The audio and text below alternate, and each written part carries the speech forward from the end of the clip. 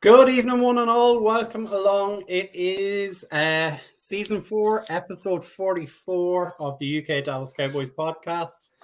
I'm joined by Paul, by Jamie, and by the one man I never see and I love his face. Mike, how are you doing? Hello. Sounded like you were really far away then. Hello. It's like goodbye. Hey, that's basically what the regular season's just done. It's just literally flown by. Well, thank goodness for that. I will say that. That went so fast, though. So Yeah. fast. Yeah. We was doing a draft show like 5 minutes ago.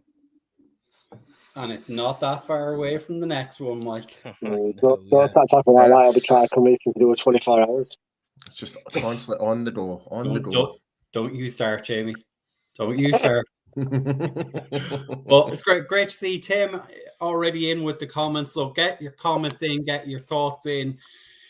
We all agree that Sunday was an SH1T show, and we would love to hear your thoughts because I was lazy today. I had to do something and didn't get to do up the stats. So I'm doing them as we speak. To talk about the stats from Sunday's game. So I don't think we even need to even look at the stats of this game. I really do you want me to run them? Do you want me to run them? Yeah, or do you want me to leave them? Still run them. Like still run them.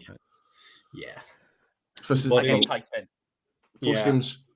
I don't think we have any way we can actually put that up on that screen right now versus the LoL's. I don't think we can actually put that up there considering we were the LoL in that game. That is true. Very true. Very true. It was. I do have, though, some positive spins once we get into it. See, this is why it's great to have Mike on the show after. He always knows how to turn things into a positive. I don't know if you guys seen this, but did any of you guys see RJ's tweet? Which one? About our record and the continuation of how our season's going. So it's like you lose one, you win 4, you lose 1, then 2, then lose 1, then win 4, then lose 1, and then after that it seems to be like there's only 4 games left to the Super Bowl.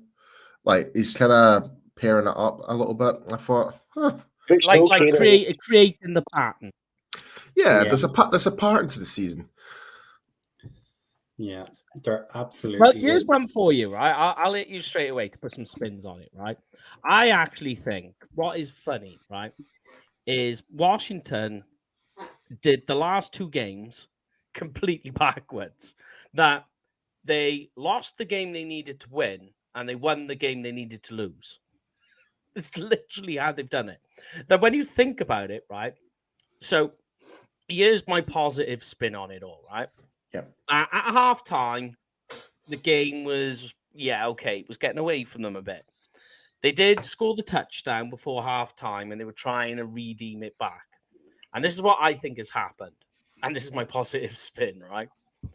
That they look at the Eagles game, see that they are absolutely boat racing the New York Giants, right? I almost said New York Jets. They both, and they're going, well, there's nothing to play for here. They've won this game, right? Yeah. On the back foot of that, if Washington win that game, they get a worse, or I should say, a lower draft pick. Well, I suppose that's very true. The double fold is we've got nothing to play for, and the Commanders have got everything to lose. It's funny that you mentioned that. What was the Houston Texans thinking? Did you see the Chicago Bears fan reaction? They could have lost the game, and they went for 2. What was that? I'm sorry, but that was hysterical.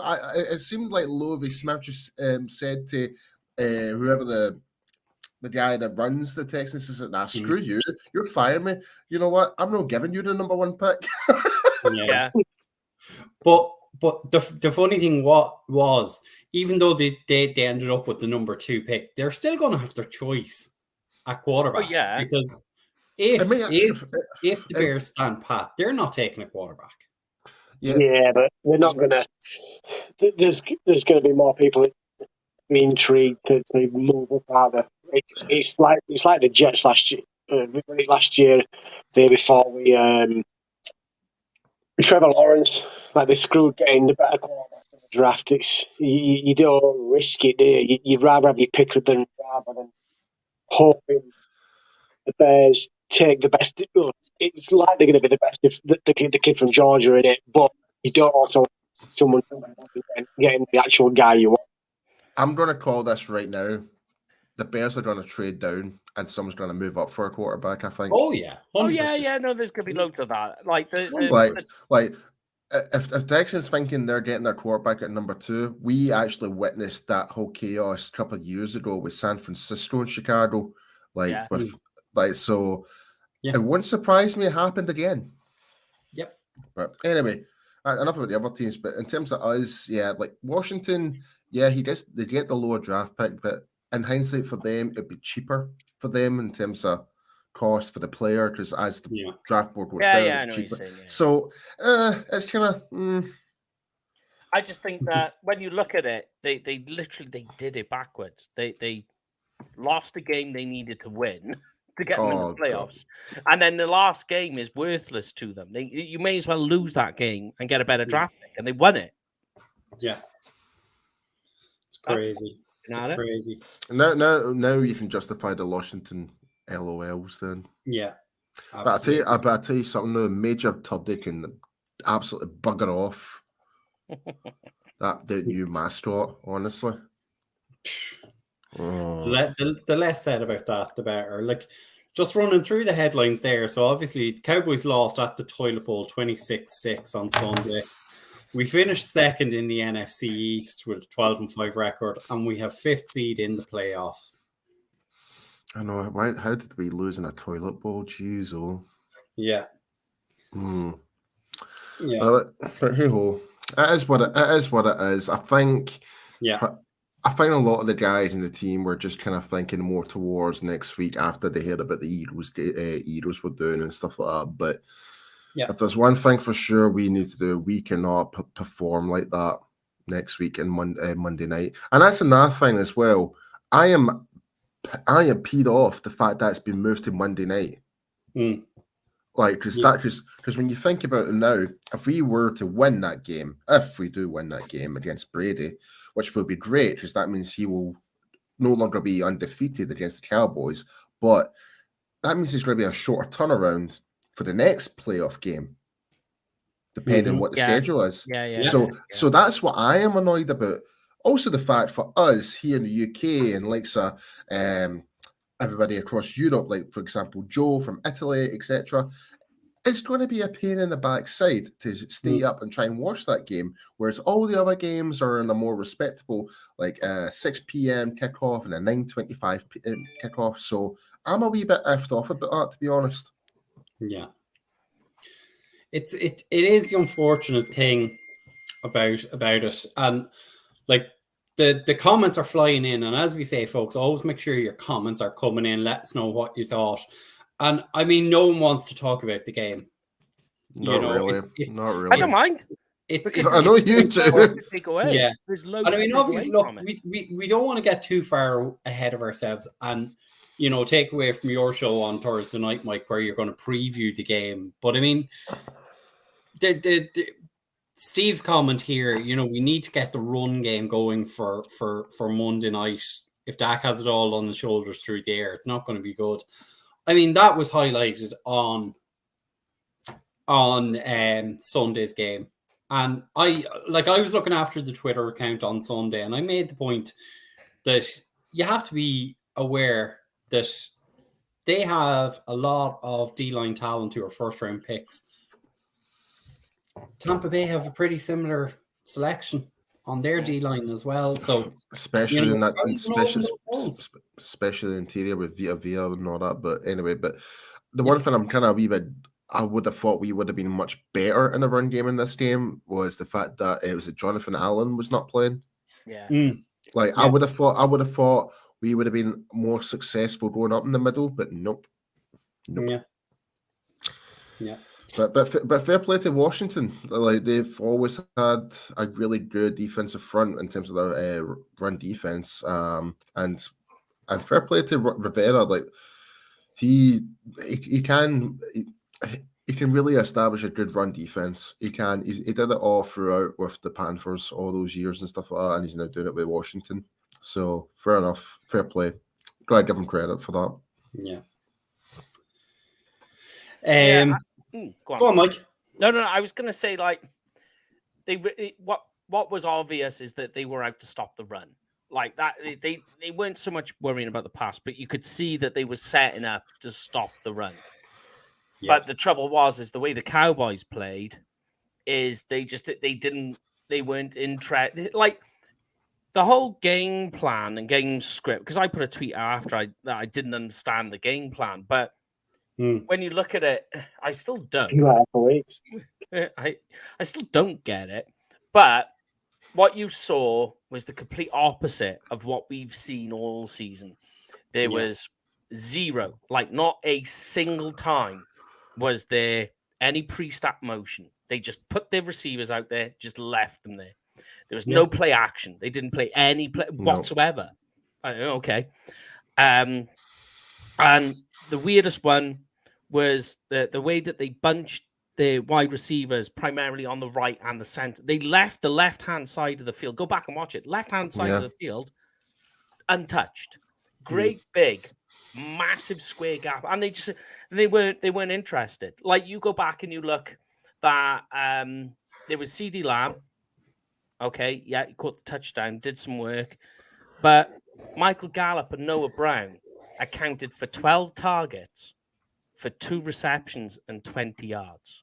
It's not good enough. It's just not good enough. Go back and have a look at the separation. CeeDee Lamb, he's managing to get some level of separation. And we know with Dak, he's not going to throw to you if you're not getting open. You've got to get... He doesn't like throwing them 50-50 balls. He's just not a fan of it. He wants you to try and get open and then he'll hit you down there. Well, in saying that, my counter argument to that is the inexcusable interception from Dak, where it could have happened in the play before, then the play after, he threw it in the same direction and got picked off. And I'm just like, the guy read that. Like, I can understand why he went for that. I can't remember who was. I think it was Noah Brown he was targeting, I believe. And Noah Brown, Kendall Fuller just read it like a book and just snatched it within his grasp and just took it home for a pick 6. That to me was just like, it felt very predictable, and I don't know about how you guys felt about that. Yeah. Like I said, I'm not gonna like sit here and say, oh no, don't blame Dak. That was Dak's worst game. You're seeing him, and I don't know why. Well, I do have a theory why, but he's drifting and he's sliding away from protection because he's worried about getting the sack. So he's drifting for whatever reason, and he's moving across, and he's doing that all game. Now, usually you see Dak, when he plays under pressure, he's one of the best quarterbacks in the NFL. Like, when it comes to pressure, he can play. He can do what he needs to do. You go back and you just pull up the stats and you'll see put like under pressure, and his QBR rating is right at the very top. So it's weird to see, because normally you'll see him standing in the pocket. He'll climb the pocket. He will hang around in there, or he will try and make a little dash up the middle. You don't see it as often, but he's been trying to do it more lately. But to not step into the pocket and to not climb in the pocket that way usually is a sign you don't trust your inside offensive lineman. So more specifically, because what's changed with Tyler Biadasz is that's Connor McGovern. So I would say, so exactly that is that the reason he doesn't want to climb the pocket is he doesn't completely trust Connor McGovern playing center. That's what's telling you. And that's why he's drifting. And one of the reasons why that interception happened is he could have climbed the pocket. He could have gone up. He could have even gone for a first down using his legs up the middle. He could have done it, but he didn't. He slid out protection. He moved across. And then what you're seeing on the throw is he's sliding across and he throws off his back foot. So what happens then is the ball's just like completely going in the wrong place. Ball's going into the defender's hands, and that's what you saw. Yeah. Jamie, I'm going to throw this comment to you because this came up a lot on Sunday night, and you made the point before we went on air. Oh, cheers, man. You don't think, and a lot of Cowboys fans don't think, Dak Prescott is the man to lead us to a Super Bowl. Discuss. Because it was the recurring thing. It blew up. It's all I could see. Dak's not good enough. We're not going to win a Super Bowl with Dak. We're never going to go anywhere. Get rid of him. There's comments in already saying we need to consider drafting a new quarterback or a better backup. So give us your point of view. I was on the Dak train when he first came into the league, and it's just as time's gone on, you're seeing a lot of the same mistakes that you saw him as a rookie. The ball's not coming out right. Some decision making is having his poor. I just don't know if he's the guy to win the Super Bowl. Like you say, and I think one of the comments, I think what Steve said, if you lean on Dak, lean on him too much, it's not going to be great against the Bucks. I said the Raiders then. But you're paying Dak Prescott $40 million a year. You need to be able to lean on the $40 million a year quarterback. Look at players like Patrick Mahomes. You can look at, in some aspects, Justin Herbert. I know he's not making the same. You can look at Josh Allen. Just to name three there.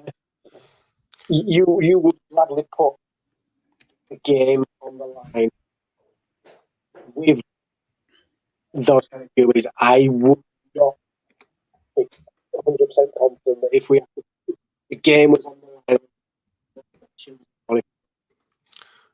that could come through. I know there's a comment for Tim saying, some of it's play calling, but some of it's also Dak. Well, a lot of it's Dak. And I said, just probably the last 5-6 weeks has been awful. The worst 5-6 weeks in his career. And I'm starting to think now, what's he now, seventh year of his career.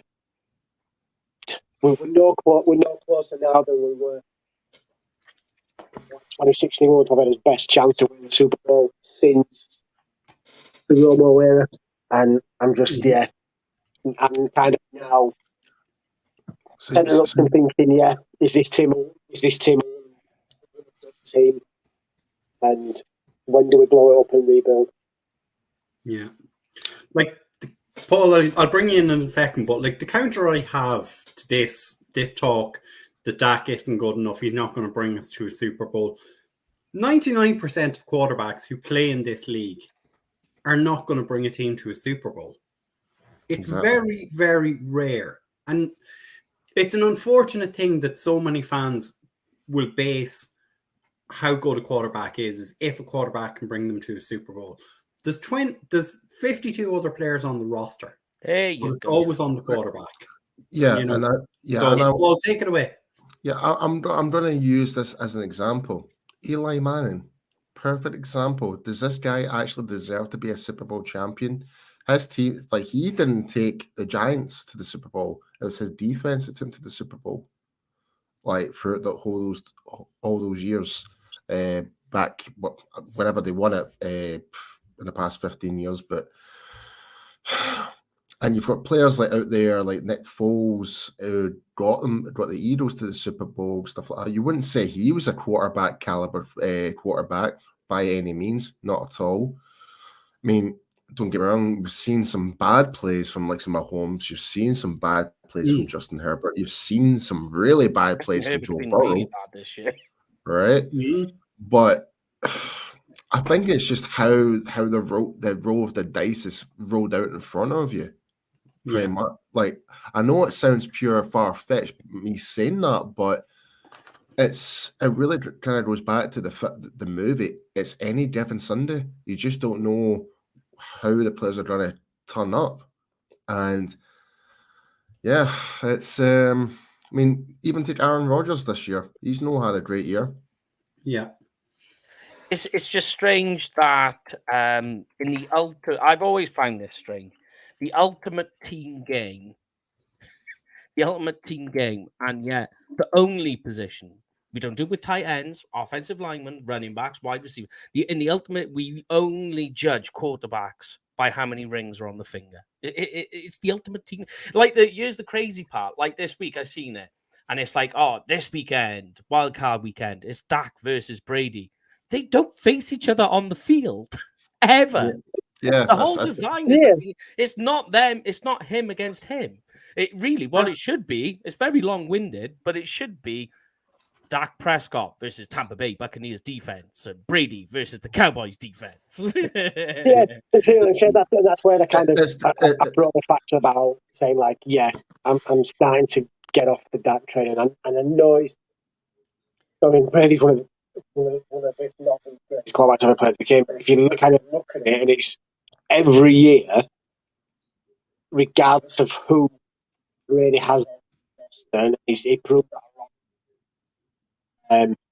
That you will have a chance to win multiple playoff games under center, and it just doesn't feel like that. Especially the last couple of years. The first few years in the league, yeah, you could see it, but the last couple of years, it feels like he's regressed a little bit to me, and it's not the same QB that he got coming out of the draft. So he took over. Yeah. Well, here's the thing, and I'll give back to you, Paul. Right, I'm seeing this coming in the comments. Right, Dak's not Mahomes. He's not Josh Allen. He's not Joe Burrow. He's not Aaron Rodgers. There's 4 QBs. How many Super Bowls have they won collectively? None. 2. Oh, 2. Sorry, Mahomes. 2. Yeah. 2. Between the supposed 4 best quarterbacks in this league. It's damn hard to win a Super Bowl. Only one guy does it every year. Only one quarterback a season. Lamar Jackson hasn't won a Super Bowl. And everyone says, I take this guy over Dak. I take that guy over Dak. Aside from Tom Brady, how many of them have won multiple Super Bowls? None. So. Yeah. But Paul, go on, take it away. It's your point. Oh, if I completely forgot what I was going to say there. To be honest. Brian. Trust Brian, what? Yeah, Dak's had plenty of weapons over the last 7 years and have won more than one playoff game. Yeah, and that's a fair point, Andy. I do agree. That's a fair point, Andy. But when you look at the likes of this game, I kind of, and I'm not trying to make any excuses. I did feel like when Dak was under the pressure and he was running with the ball, I thought some of the decisions was kind of against him. I thought that when they were checking the marker where the ball was placed, get the change to mark it up, I thought that was a first down, stuff like that. But I thought the referees put the ball in a different position. But even still, yeah, it's really hard to kind of get my head around that game. It really is.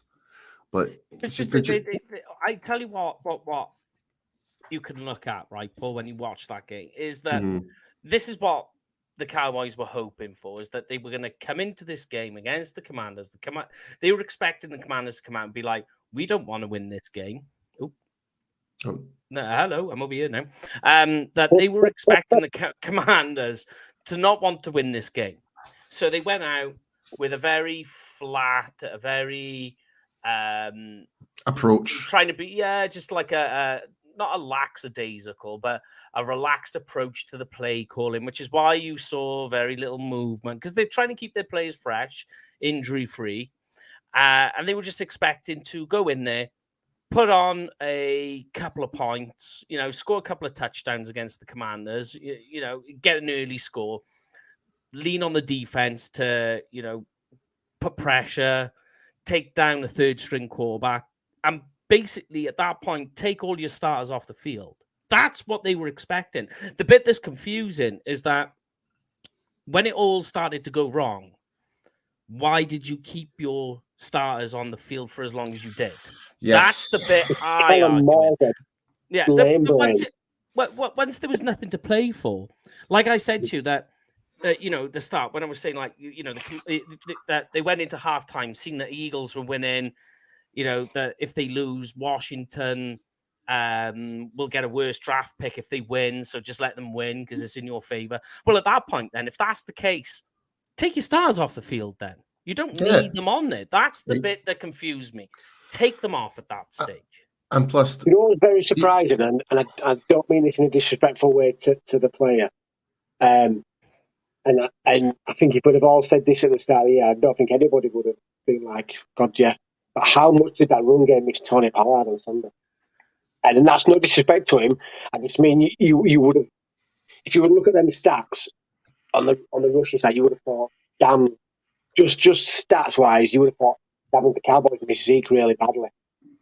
But it was like, and because Pollard's played so well this year, it gives the offense a different dynamic. Yeah, that's the word. I couldn't even think of the word. Chase Pollard, a different dynamic in the run game. Like it was just like it gone, and it was just like the Cowboys went back to their old ways, and Kellen Moore just brain fired again. I don't know if he did that. I think it was just that they had their plan set in their mind and they weren't going to deviate from it. Just the only bit I kind of get confused with is, as I say, that once the game has gone beyond what you was expecting. Yeah, I agree with you, mate. Take them off. Yeah, I mean, me and Meg spoke about this extensively on the World's team. Like, at what point do you start playing your backups to know that there's nothing else to play for? That's the problem. That's the issue I had. Yeah. Like, why was Dak still in the game? We're risking potentially, if he was to get sacked, you might get a lingering injury going against this Tampa Bay game. There's a potential of one of our other starting offensive linemen might go down. Like, there's always a risk, right? For me, I was like, okay, we're down in the second half. We know that the Eagles are absolutely steamrolling the Giants. Get Cooper Rush in, get some of the backups in. Okay. Yeah, just let them, you know what, I have your wee victory game. That's it. That means our backers had a couple of more reps. Dak's now had his reps. You know how to best the game, but at least he can still get more time to evaluate and watch over the sideline and kind of process what he did wrong right there on time, stuff like that. So, but I just kind of feel like it just felt it was pure stubbornness from Kellen not to do that, like to put Cooper Rush in. You know, it has to be. It has to be as well. Though, and here's that we were playing that bad that it's in some ways kind of get out of jail free card, because you want to get rid of all the crappy play you're going to get, because now it's one and done. So you get out and you get all this out and you get mistakes out, you get the sloppy play out, you may try some different kind of things on offense and defense, and it's just Kellen Moore. That's what, and we've said it. I get that. He needs to go in the offseason. He is a poor man's Jason Garrett. He has no clue when his back's against the wall. And you look at some of these other really good teams, the back's against the wall, and they'll come out with something to spark some because and we only seem to get that on the defense. We don't get it on offense. So we have for a couple of years, and regardless if we get to the Super Bowl, Kellen Moore needs to go this offseason. He's been so inconsistent, it's unbelievable. Do you not? Oh, well, I tell you what, Paul. You know what he's saying about Kellen Moore. My question, though, is do you think, right? And I was thinking about this yesterday. Do you think, though, that Kellen Moore has improved this year than he has last year as a play caller? As a play caller, depending who we're playing against, it seems to be where, and this is what I was going to jump in here, actually. Yeah. I kind of feel like Kellen seems to have his head more screwed on. We're going up against a team that is the chances are against us The rather underdog. than the underdog. Like when we're the underdog, Yeah. people turn us out. He seems to have this switch. Like no one gave us a chance against the Vikings this year. No one gave us a chance against Cincinnati early on the season after a team like two teams that were in the Super Bowl last year. Like we would have Or the thought, Rams. that's what I'm saying. The Rams, like look at the players they had. Stafford was still fit back then. Cooper Kupp was still fit back then.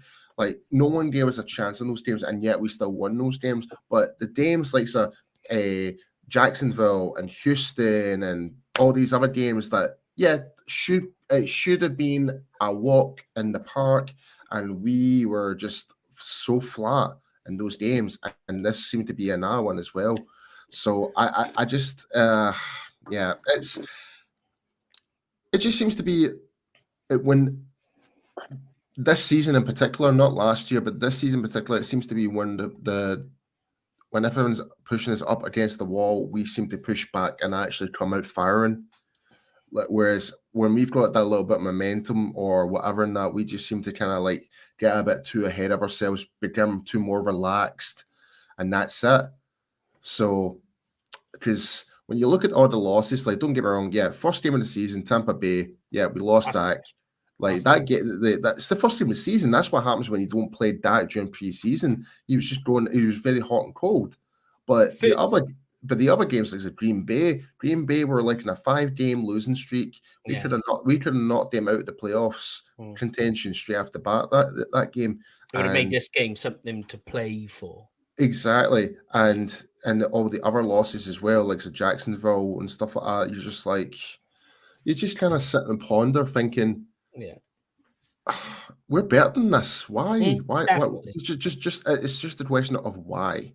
But the only thing I will say, though, with the Jacksonville loss is having seen how Jacksonville played down the stretch, that loss made me feel a bit better because they've been playing lights out the last few weeks. I will give Jacksonville credit for that. They have been, and Trevor Lawrence has been on fire. I'm not a big fan of Trevor Lawrence, but he's certainly proven me wrong this year. He's been going for it. But when you look at Jacksonville's season as well, they've been all over the place in the early part of the season. Yeah. And I wouldn't say it's on Lawrence's fault. By anything. I think he's still been playing pretty good despite the losses. He's been playing like an actual leader of the team and stuff like that, but it's more on Jacksonville's defense. It's kind of cost them games and stuff like that. But anyway, one thing I will say though, right, Paul, that's quite funny because we spoke about this coach on this show. Is look what Jacksonville Jaguars have done this season. They've won the AFC South. 1 year removed from when they had Urban Meyer as their head coach. That's a massive turnaround. I knew you were going to do it. I knew you were going to bring it up, Urban Meyer. Man, and what makes that one crazy is how many Cowboys fans were screaming from it, going, we need to get him here as a head coach. I'm sitting there knowing what he did over in the Big Ten, and you're just like, you want that as your head coach? Do you even know how he got to where he was? Do you know the background stuff? That's even darker. But there we go. Like, to be fair to Jacksonville, and as you say, I feel a lot more comfortable about that loss now. Yeah, it's different feel. Who did they bring in to replace Urban Meyer? A Super Bowl winning head coach. Yeah, and Doug Peterson. Yeah. Now, what did we do 2 years ago? Brought in a Super Bowl winning coach. And it's about building the stability. Like, what was startling to me as you were saying those things about Kel and Paul, and I'll throw it open to you, is we do well and can win against teams that we're not expected to. Yeah. But if you flip it the other way, we have an issue, and this is where Kansas City, Buffalo, they beat the teams they're supposed to beat. Yeah. And don't give them air to breathe in the game. And that's what sometimes frustrates me with this team, is they allow teams to hang in there with them. Mm-hmm. Like, look at the Colts game as another example. Yeah, 3 quarters of just pure like depression, and then all of a sudden we go balls out football in that fourth quarter, scoring 33 points, the most amount of points scored in any quarter in the NFL. So, but we say all that, mind, right? These teams still all had games where they struggled.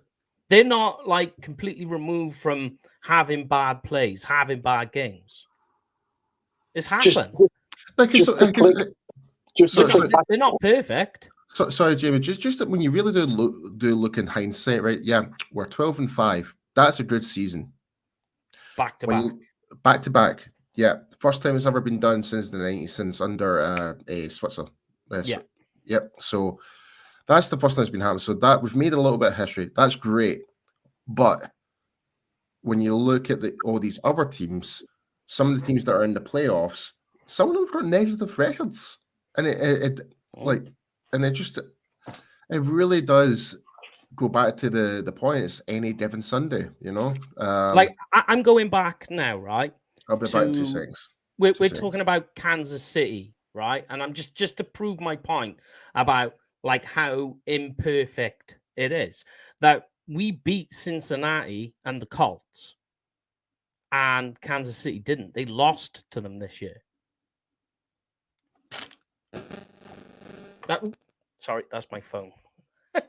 See, that's just what I'm saying. That we can argue about, because the Cowboys are not a perfect team. They're not, and we've had struggles, and we've lost games. We've lost games that we shouldn't have, and we've lost games we were expecting to. But we've also won games as well that we weren't supposed to win. Yeah, we beat both of last year's Super Bowl teams. We beat the Minnesota Vikings in a perfect game. Like that game. What's funny is this season, I've seen both the Cowboys' best performance and the worst performance I've ever seen. Worst performance last week, best Vikings. I know, obviously, you could talk about Super Bowl games, but I'm on about just like an individual team performance, regardless of when it was. Like, obviously, the Super Bowl games, playoff games are always going to be the best. Do you know what I mean? Because that's what they represent. But in terms of like a general performance, the Vikings was the best I've ever seen. And that was this year. And then we've just spoken about what they did, in the fourth quarter. That game is the most points scored by an NFL team in a fourth quarter in NFL history. Guy driving that bus, Dak Prescott. Yeah. And here's something I just want to bring up. Jamie, I'll throw it to you, right? If you look at what we did in December last year, we were beating teams with 50 burgers last year. Went into the San Francisco game, and everything bad happened in that game. Is it not better that we got that out of our system on Sunday night against the Commanders than happening on Monday night? Yeah, like you said, because you don't want it to blow up in your face when it's one and done now. It's just that performance has come at the wrong time, but it's also come at the end of a pretty poor run. Yeah, we've won games towards the back end of the season, but the performances haven't been Joe. up there. Some of them we scrape through, and some teams will get away with it. But we know all too well Brady's never lost against it. You give someone like him the opportunity to get on the front foot, and he's going to masterclass you to do it. And then just to because I saw a stat earlier on, just to really dampen the mood. We haven't won a road playoff game since '93 as well, so it's like everything stacked against us this weekend. Yeah, but Joe has made a point that I was going to make to you guys. I was hoping he was just about to make it, Jay, that people are all whinging and moaning, saying, "Oh, the Cowboys are falling off." They needed momentum to go into the playoffs. Well, then explain to me, if it's momentum a team needs to go into the playoffs, how come last year when they dropped 56 on Philly, did they lose to San Francisco the next game in the wild card? How is that possible? And don't forget as well, Mike, don't forget as well, when Tampa Bay won the Super Bowl that year, they were terrible before going into the playoffs. They had a really bad run leading up to, like, they were lucky to make it there. They were the wild card, and they still managed to get in there and just turn on that light switch and made that playthrough. And they won the Super Bowl. I think it's not though, because it's the playoffs in it, and it's that, and I know a lot of kind of following outside of Britain won't kind of get the FA Cup, but it's like the FA Cup, and it's one and done. That's why you see a lot of these smaller teams beating the bigger teams, because it's an opportunity to cause an upset. Also, it's one and done. It's essentially one and done football, isn't it? That's why, like you say, you think the Cowboys dropped 50 on the Eagles and the week after the Niners, because just effectively the Niners wanted it more than the Cowboys. The one thing, the big thing last year, I think, with losing against the 49ers was warm bodies. They were just lacking play. Like, you look at when they got to the 49ers game, they were just lacking players to fill a roster. It was really bad. There was just so many injuries. That was the biggest, that was like the foundation of where it went wrong. And you can see this year they've tried to counteract that, because the cornerback position is probably like where more specifically cornerback 2 is where we're struggling the most since Anthony Brown has gone down. And they have tried to fill that. And you know, you've seen the last couple of weeks where they've tried to figure that out. And, you know, the offensive line, I mean, you know, we're talking about, because, you know, this Bucs defensive line, I know we'll talk about it in the pregame show on Thursday, but they're quite similar to Washington in what they do. I would say Washington are better against the run than what the Bucs are. But, you know, you look at that offensive line, they still only allowed 1 sack last week against Washington, and we're saying that that's a good defensive line.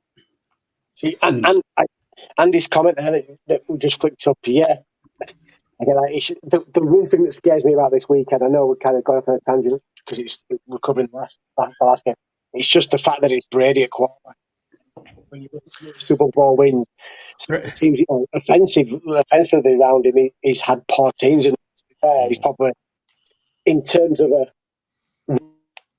game receivers, he probably argue with some of the best that he's ever played with. So that's what scares me, because he's Brady. If it was any other QB, I think I can see the kind. It's just, we've been here before with Brady. He's 7-0 against the Cowboys. It's like, come on, it's not even really happening.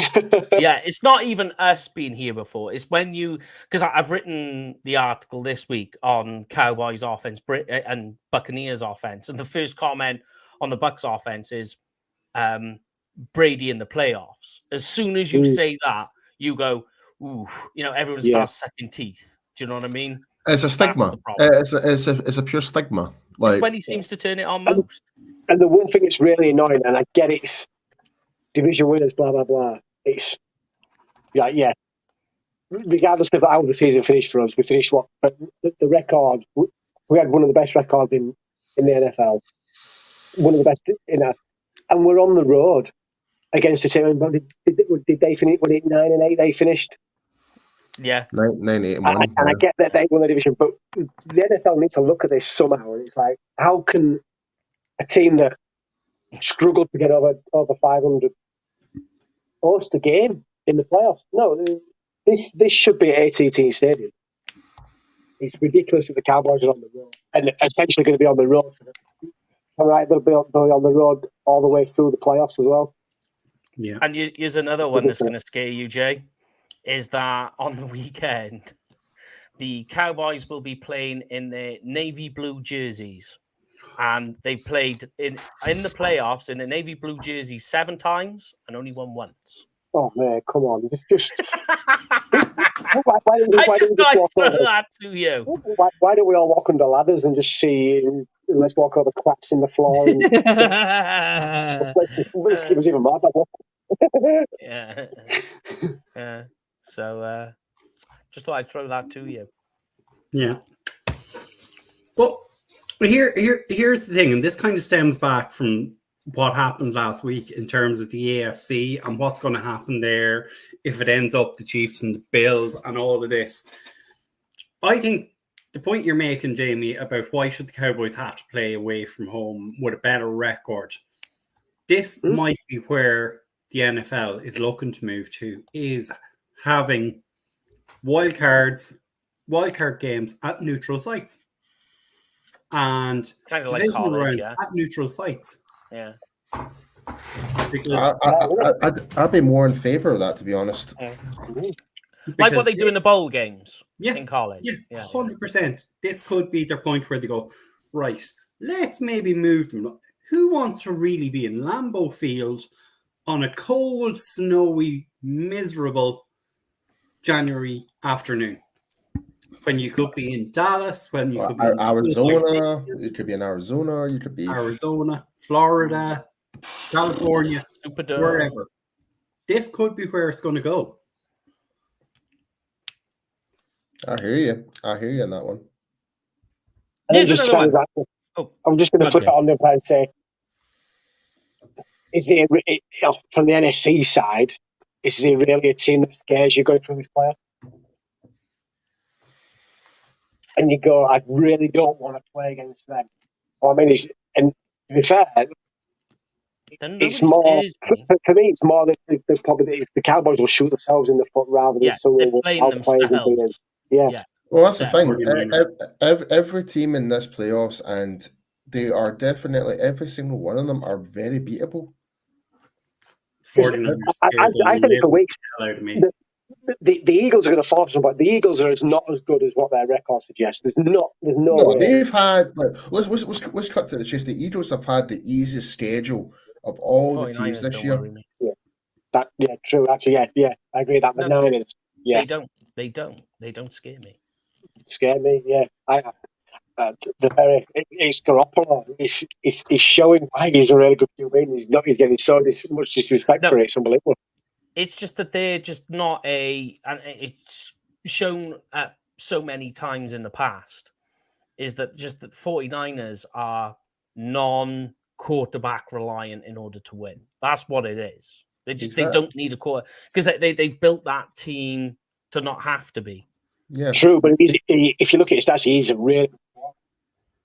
It's more the way that everything's built around it. Again, it kind of goes back to my point earlier, Jamie, about New York Giants. Years ago, they had a team all around overall, and it was more. They had a brilliant defense, true. And it was their defense that helped them elevate up to that Super Bowl. Like when you look at their playoff run, it was not nice. They barely just strapped the nails of their teeth, like to get into the Super Bowl. And yeah, I mean, I'm not particularly worried at all. Like. I'm not worried about the 49ers. I'm just worried about ourselves more than anything. That's what it is at this stage. I'm more worried about the Niners than I would be of the Eagles. The Eagles are not as good as I've said it for weeks. That they're ready to fall because I think they'll go 1 and done. Eagles. Yeah, the Eagles haven't been sharpened by a strong regular season. Yeah, and like to the 49ers, I in a way I agree, but I disagree. I agree the fact that the 49ers they do have weapons all across the board, which they do not rely on a really good quarterback, or an elite level quarterback. So they don't need. Let me be more specific. Like they can put in Brock Purdy in there and still win the games. For example, we've seen it. We've seen it. Yeah. They can put Trey Lance in there and still win a game, even though he may have threw maybe 150 yards. But it's an overall team collective effort, and if that's one thing the 49ers do have, they have an overall good team collective. The defense, like all across the board. Like you've got Kittle, you've got Debo, you've got whatever. Yeah, that's cool, but their defense that adds up to that. Coached really well as well. Coached well. Yeah. And everything, and this is why you see it so often in that team, is it's a lot of heavy pummeling like hammer right down your throat running. Smash mouth football, mate. Very much Smash Mouth. And And a lot of people slagged them off. Sorry, Mike. Oh, no, I was just going to say that's why you just see so many running backs for the 49ers come in. They'll play a couple of seasons, then they move on and they just go into obscurity because they're just worn out. And jumping on back of that running back comment is that a lot of people slagged them off. They give up Christian McCaffrey, and to be fair, it looks an absolute masterstroke. Yeah, it's a really gamble. nice with his babysitter.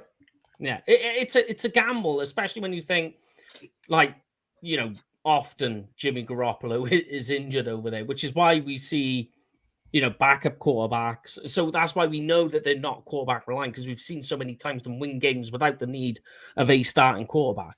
Again, mate, look at the Eagles. Years when they had their Super Bowl run, Eagles fans were worried about when Wentz went down at the time, and for Foles, it's like, they weren't too sure. Then game after game, whatever, and that, and let's be honest, the Eagles weren't that fantastic offensively that year, but yet they still won it. They were the very early teams to instill the college RPO into the NFL, so it was very new to the league. And that's what they got away with. It was a smart move by Doug. But obviously what you saw going forward then was teams being able to defend the RPO, which is what we do now.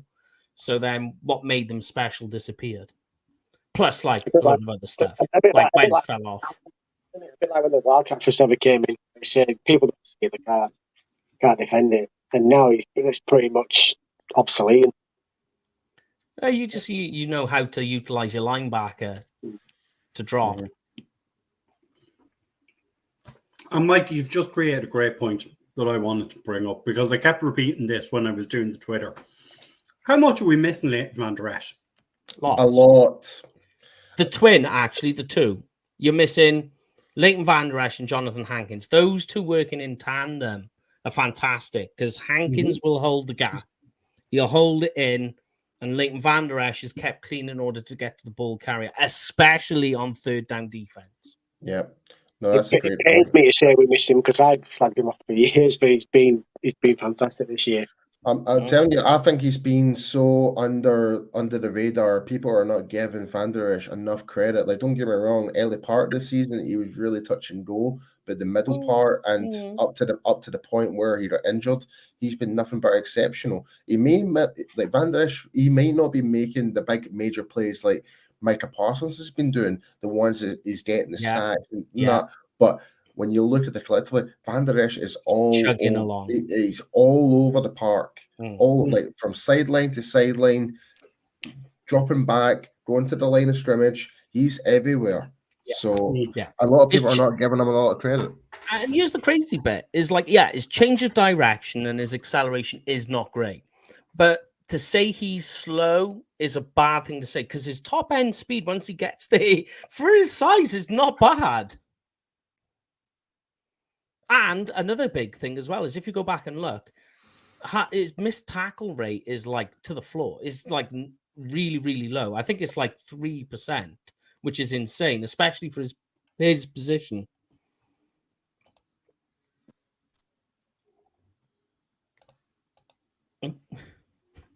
That tumbleweed moment, I want Yeah, what was going on then? But I got one actually as well, though, because I put it out, is really how much this team is missing Terrence Steele. Oh, yeah. And Bayadish in this game as well. Don't forget him. But Terrence Steele, again, and I will give him so much praise, and the work he's done this offseason, working with Duke Manyweather and stuff like that. We've clearly shown the massive steps of Steele playing that. Like, he's our right tackle as far as I'm concerned. You know? Well, did you see the tweet I put out? I'll give you the stat if you want, right, Paul? Yeah, go for it. Here it is. Zeke and Pollard's average yards per carry, right? From weeks 1 to 14, because Terrence Steele went out during the Houston game in week 14, right? That's right. So yards per carry from weeks 1 to 14 for Zeke and Tony, right? Zeke, 4.2 yards per carry. Pollard, 5.7.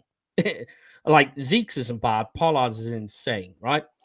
Weeks 15 to 18, right? So the last 4 weeks when Terrence Steele was out, Zeke 2.7 yards per carry, Pollard 3.2, nearly half. So, for me, there's well, maybe two factors possibly. Yeah, like the other factors is the continuity. Yeah, of course. They've been moving that line around a lot. Maybe moving the chess pieces to try and fix a band-aid, essentially. Yeah, sure. Don't get me wrong, putting Tyron Smith on the right-hand side, he's been okay, but he's not in his natural position. Yeah, he's not. That's for sure. All right. And it's clearly shown that. Mm-hmm. And with that as well, with Bayadish being out especially, that's been a big chess piece that's been taken out of the puzzle as well. So with that being said as well, it's like that could actually affect how you do your game plan as well. But the good thing is going into this game, we're expecting to see Bayadish is due to come back for this game, right? Yeah. Bayadish, Hankins, LVE, right. And in the wind is Deron Bland as well. Right. Okay. And don't forget, Trayvon Mullen will have had Sunday's game. You have Xavier Rhodes on the practice squad. I'm out on Trayvon Mullen. Sorry. Yeah. I'm glad that they did what they did. I've seen him. I'm like, nope, no thanks. Had that guy here before. Do you know what he reminded me of? Rookie year, Chidobe Awuzie will get into the wide receiver's hip pocket, but cannot locate the ball. Is that not modern day Chidobe Awuzie? Actually, for Cincinnati, he's not too bad. He's actually been pretty decent for Cincinnati. Yeah. I'll give been okay. Chido some credit here. Early / Dallas Cowboys Chidobe Awuzie. Like he's got all the athleticism. Like I say, gets in the wide receivers, hip pocket and sticks with him like glue. But tell him to try and find that ball. Nope. So I'm out on Mullen. I'm done on that little experiment. And I'm glad that it happened because now we know. You'd rather know now than when it matters most. Yeah. So are you bringing in Xavier Rhodes to play as boundary corner? At this stage, it's going to have to be Nation Wright because he's It has to be. It has to be Nation Wright. It's going to have to be. It's going to have to be. Mm-hmm. He's provided you with the most. Yeah. And just another one, I'm going to bring it up here. If the O-line is healthy, and we all know would you consider Jason Peters at right tackle with Tyron back at left and Biadish in the middle? The answer...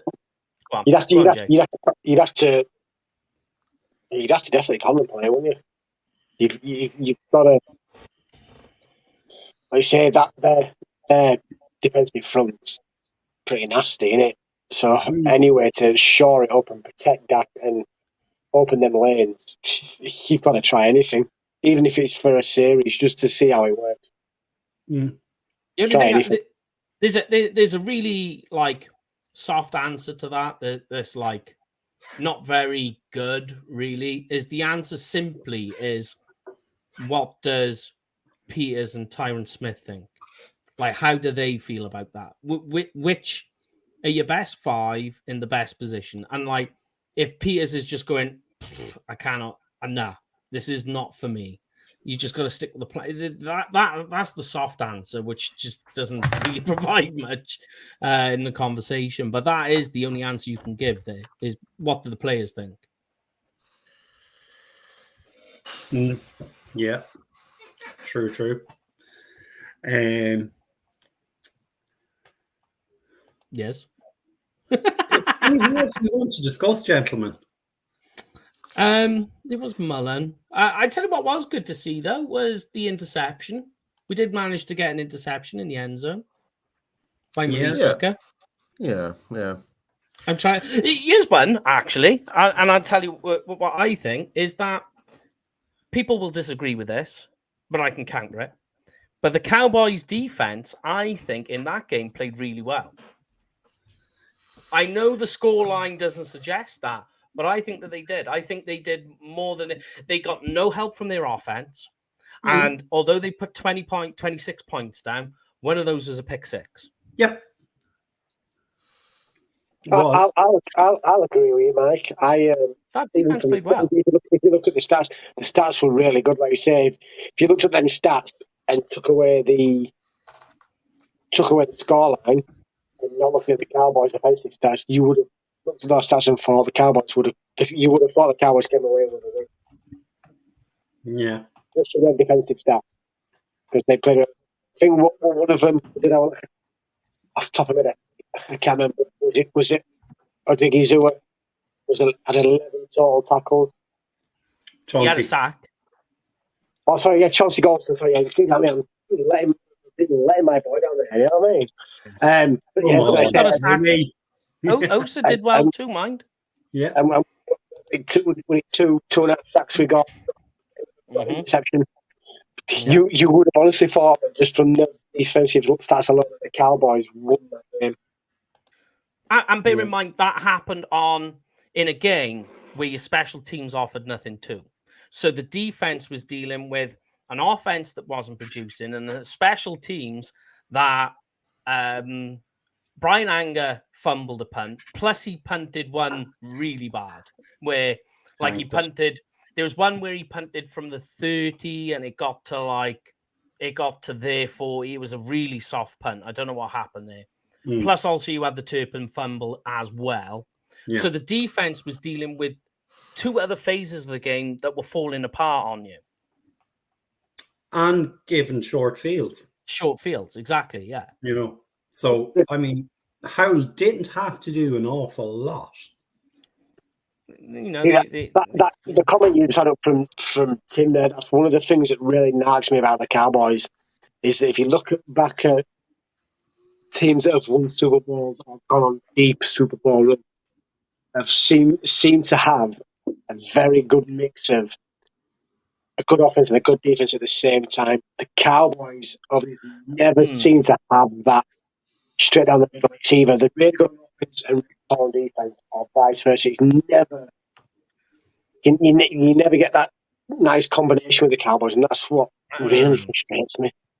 There's a checklist, isn't there, that you can go on every deep playoff team, and it's a quarterback that makes good decisions, 2 running backs, 1 elite level wide receiver, and a solid defense. Yeah. So the only one that you cannot check there right now is quarterback based on just recent performance, and you're just going on recency bias, but there's nothing to say that historically that in the full picture of everything that comment isn't true.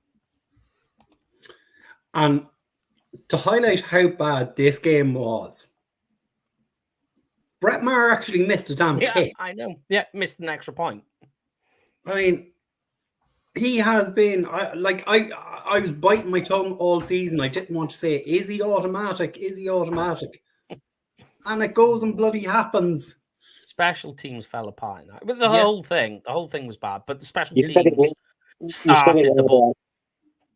Yeah, that started it. I mean, put it this way, right? Here's a crazy stat that I know Paul will like. Is Brian Anger had 10 punts for nearly 500 yards. What? Yeah, go take a look at it. Yeah 10 punts. 468. Holy. 478 yards he punted for in that game. And one of them, like I say, was a particularly bad punt. I think he had one that went 60 yards. So it made don't forget there was the whole mess up with the catch and stuff like that. Yeah, the fumble. Yeah. I don't know what happened on that one. I'm going to put that one down to Anger on the fumble punt, and on the other one, there's a bit of a funky rule on the Turpin fumble because it was a fair catch, and so the fair catch rule is if the ball bobbles on the catch, as long as it's within your frame, you can recatch it, and there's no you can try and reclaim the ball. But because it's up for interpretation, is where's the frame of the body? I don't really buy that though. To be fair, mate, like you should still catch. Oh the no, yeah, ball. no, yeah. I'm just like saying, yeah. I agree with you, mate. I'm not gonna have another coffee either. The way I'm doing, I might finish off my cigar. What flavor are you going for? It's my diplomaticals. Nice. Ooh, Talking of fancy. that, mind you, Jamie, do you want to tell everyone about these Super Bowl plans? Which town or city are we going to? Well, I don't think it's really super planned because we had planned to go into London. We got sick with it, so we just said sod it, so the weekend in late. Yeah. Get drunk in late. We're going to go to Leeds.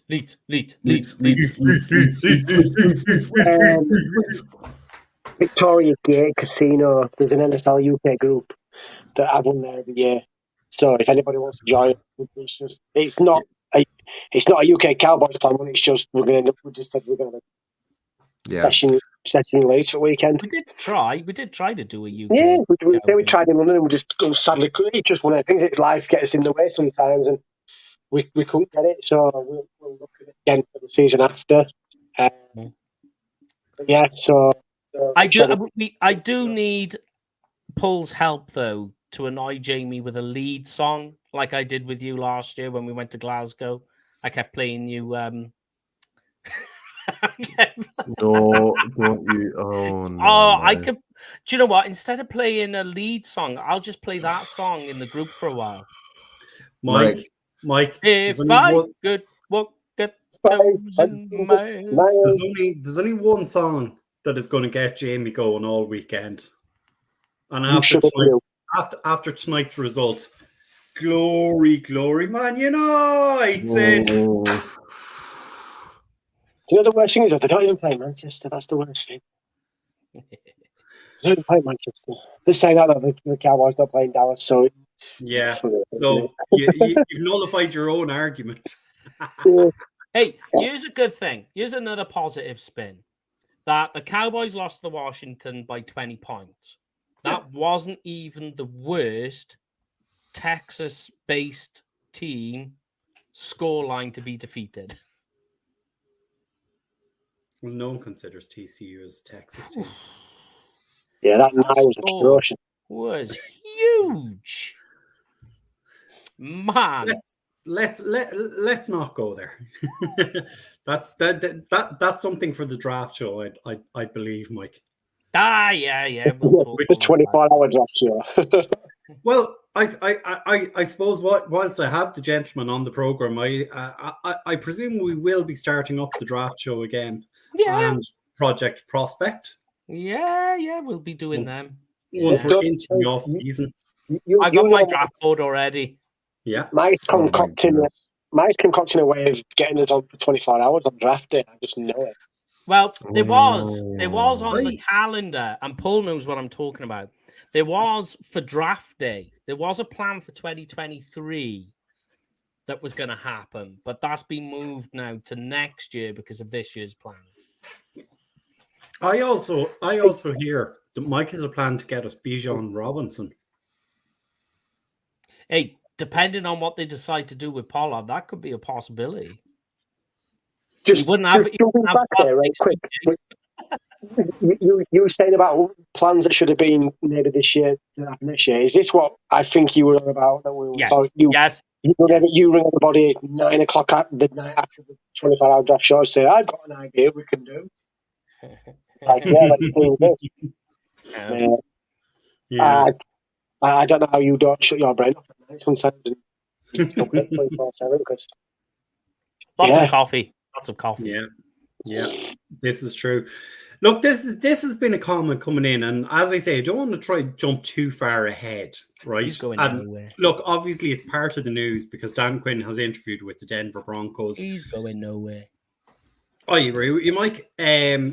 What happens to McCarthy scenarios? Like, a lot of people are going, well, lose on Monday night. It's another one and done season. My counter argument to this is, who do you bring in? Who are you honestly going to bring in? He's going nowhere. Because I don't see anyone. Even if, I said this at the start of the season. Even if the Cowboys win the Super Bowl, Mike McCarthy will not be head coach next year. I've still got a feeling. I think, especially with the capital that's been talked about, I don't think they'll pull the plug, but I think they will inquire what it would take to get Sean Payton to at least interview him. I don't want Sean Payton. Don't want him. Sean will go to Denver. Dan Quinn will be the Cowboys head coach next season, regardless of what happens this year. No, Dan Quinn's not a head coach. Yeah. We've seen Dan Quinn as a head coach, and Dan Quinn knows what he is. It's the same as Jason Garrett. Jason Garrett was always better as an offensive coordinator than he was a head coach. As an offensive coordinator, true. He wasn't bad. Yeah, true. But they always want to rise up. And there was talks about him going off and being a head coach. I think he'll be the Cowboys head coach this year. The Cowboys will do everything to keep him. I think the Cowboys would rather keep him, and lose McCarthy, lose Kellen Moore. Well, that was the next question I was going to ask, right? Everyone wants Dan Quinn to be kept around. And I get it. Dan Quinn hasn't been great this year. He's done a lot of good things, but there have been times where Dan Quinn hasn't been great. Yep. But the real question for me is, Kellen Moore, is he retained? Because I think we need to freshen up our offensive system. It was so obvious on Sunday. He shouldn't be kept because he's an atrocious offensive coordinator. But he's a Jerry yes man, and that's the reason he will be kept. And even though I just said Dan Quinn will be the Cowboys head coach this year, this has, to me, when he even got employed as a coordinator, had a very Jason Garrett feels about it. That he's going to be he's going to be primed to be the next Cowboys head coach because he is obviously a yes man. And that's Jerry. What Kellen Moore really lacks more than anything is just experience coaching. That's what he lacks. And I know that's not me apologizing for him. That's just being on the outside looking in, if you like. That when you look at it, that he's got a great mentor, mind you, Mike McCarthy, because he's a guy who has seen it all.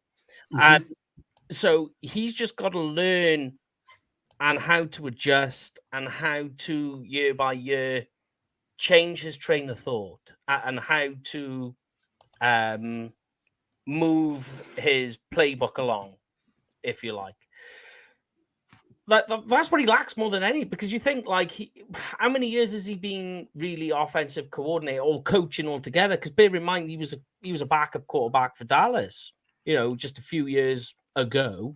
Then he's a quarterback coach, and now he's offensive coordinator, and he's been doing that for only a few years. It's not long. 4 years. 4 years. Yeah, it's not long. That's not much of a coaching resume. But I agree that you said he's got a good mentor, which he has. So, I mean, Mike McCarthy's been there and he's won it. Mm. But does it look like he's really learned from him? And actually, to be fair, and this is no knock on Mike McCarthy, and this could probably just be out. Like I say, the outside opinion I view Kellen Moore. Has he not got worse year by year? In the play calling wise, it seems like he's not like if it was, and not trying to go. If you were looking at this from a quarterback thing, you would be slagging Dak off. Sorry, I don't mean you as in your. I'm just talking in general. You'd be slagging Dak off, saying he's gone like that. He's trending downwards. That's what the quarterback should be trending upwards. Well, so should your quarters. He's trending downwards for me. He's got worse every year. Here's my counter to that is that, bear in mind, he's the offensive coordinator that last year was first in the league in points per game, and this year was second. But here's my counter to it all, Mike. Right? A counter to the counter. 34. And Sean McVay is retiring. at 36. Maybe. And he'll be back. You think he will? Of course he'll be. Of course he's got that right? whole team is going to get overhauled. But big time. Yeah, I mean, retire though. Do you think he'll not go somewhere else? He'll probably go to college in a couple of years. I think he'll go to college. He'll go back to college. But here's my point, right? Sean McVay was head coach for 6 years, I think, was 6-7 years with the Rams. Mm-hmm. Youngest head coach in the league. Teams were going looking for him to be their head coach. Has anyone looked for Kellen Moore this year? No. And that tells me all I need to know, because he was a hot name 2 years ago. He was a hot name last year. Nobody wants him this year. I'd be saying bye-bye. Sorry. Thanks for great seasons. And yeah, you got us high scoring. But ultimately, when it mattered, you couldn't get it done for us. And to be fair, just to kind of jump on the back of yours, he had the number 1 scoring offense and the number 2 scoring offense in the last 2 years. What did he get us? He got us jack. Doesn't matter. Yeah. And that's not to take away anything what the players have done. But them stats are all nice, but we haven't won a Super Bowl, so it doesn't really matter at all. Yeah. Like, ultimately, at the end of the day, the only result that matters is the end result. What is the scoreline? Mm-hmm. I would rather the Cowboys scrape wins and play ugly football and win games by 2 or 3 points. Make it to the Super Bowl. Watch them put 600 yards up every week and finish with a 9-8 record. Yeah. And because if you look at that game, and I said this on Twitter on Sunday, it's like Jason Garrett's back in the building. Every first down, run the ball, jet sweep, motion. Zeke was getting tackled for loss. Tony Pollard was getting tackled for loss because teams knew exactly what Kellen Moore was going to do. When he suddenly changed his mind, teams knew when he was going to change his mind. And that's what a good team will do. A good team will go, right, okay, he's going to change it up here, and we've switched our personnel and we've keyed off of it. He doesn't have the ability to adapt in games, and it generally takes till halftime till Mike McCarthy gets the team into the dressing room to improve things. Hmm.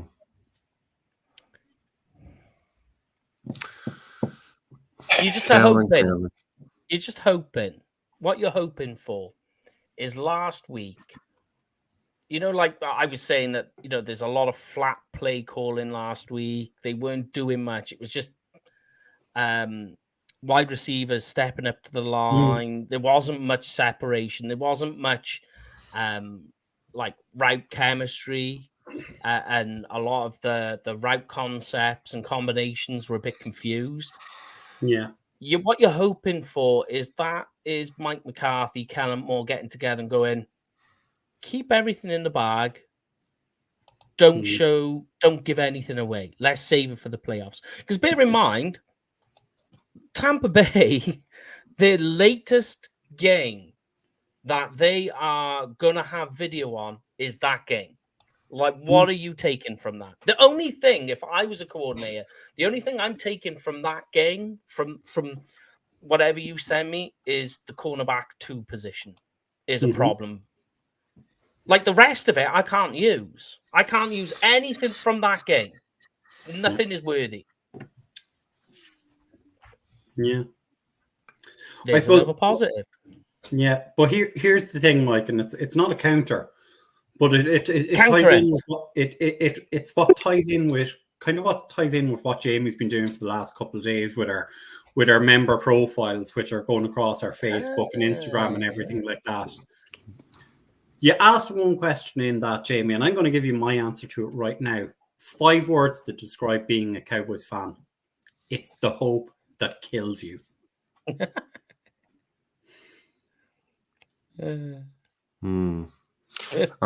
don't know what it is with us as Cowboys fans, but I do tend to think I don't know if it's just because I don't know, it's easy to bitch your mom, mate, innit? That's what it is.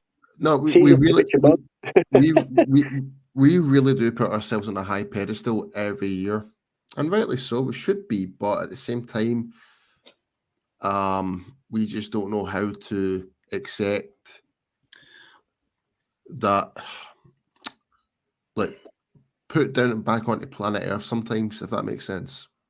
See, because to be fair, if you actually look at it as well, a lot of people have said it, but we've, apart from, I'm trying to think of the years now, so apart from, when was it? It was one of the last years at Texas Stadium on it, where we go 12 and 4, and we got the number 1 seed, and we were the first number 1 seed to get knocked out in the first round of the playoffs, and then 2014, and then the 2016 season. Apart from that, we've been pretty much irrelevant since we last won the Super Bowl. And like I said, and it's like a lot of teams do, they live on the past and they live on the name. It's like, well, if you actually look at what we are we really even a top 10 football team in the NFL? Really, if you as a whole. But I'd counter that and say, and I'm kind of picking up a little bit with Paul's point here, is that we do have high expectations of this team. And I would also say, I think we're a bit more realistic with our team as well. Like, if you flip it back to the start of the season and someone said to us, you're going to go 12 and 5, you're going to be in the playoffs, we'd have snapped the hand off. Yeah. We would have snapped someone's hand off for a 12 and 5 season and playoff football. And yet we're going into that playoff football and we're thoroughly deflated. And that happens. That's I think it's as well because of the nature of the defeat that we have. You can take going into the playoffs losing, and it kind of, if it looked like they actually gave a damn and they actually played in, and they were in there, it was poor, it was lethargic, it was like they had no idea. It was like, not that they didn't, but in some ways it looked like they couldn't really run, like you say, because they knew the Giants were getting pummeled, so we couldn't win the NFC East. So it's like, let's just get through this game and just get on to next week. And it's like, if they put up a fight, then it would have been like, we lost and just weren't the better team. But it was just like, you kind of could see the writing on the wall from the start of the game. Yeah. You could see that. And like, I think personally, and look, Greg Olsen kept saying this in coverage, I think they just wanted the offense to have one good offensive series. Just to go, okay, we have a good one. Momentum. Let's get into the dressing room. But it just kept faltering. And it just seemed to be that there was no, as Mike said earlier, there just seemed to be no coherent game plan.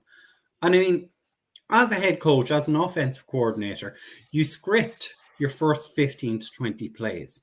And it didn't even look like they'd done that.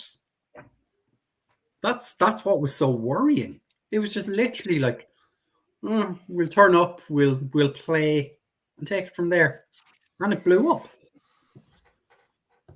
I think they had the game plan set in their mind of what they wanted to do, and that it didn't pay off. So, like I say, the bit that confuses me isn't how it started; it's how it continued on. Like, if that is what you're going to do, and half time you've set in your mind that this is how it's gone and how it's going to go forward for the rest of the game, then at that point, take all your starters off. Then, if that's the case. And the only thing I can think, the only reason, and I thought Jamie was going to say it when we said it earlier, is that I think the only reason that they didn't is it was the players. So like Dak and CeeDee Lamb and the rest of them, they were all going, no, I'm not coming off. Keep it going.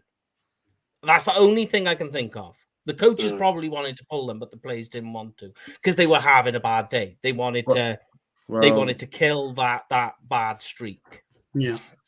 Well, you've got players like Micah Parsons who will not want to come off the field, even with a club in his hand, you know. But there's that stuff as well. But I kind of feel like there's sometimes players just need to be a bit more smart and just actually let someone else just come in and just think, and just like, if that's one thing that we did with, like, especially Parsons in particular, we really overexerted him.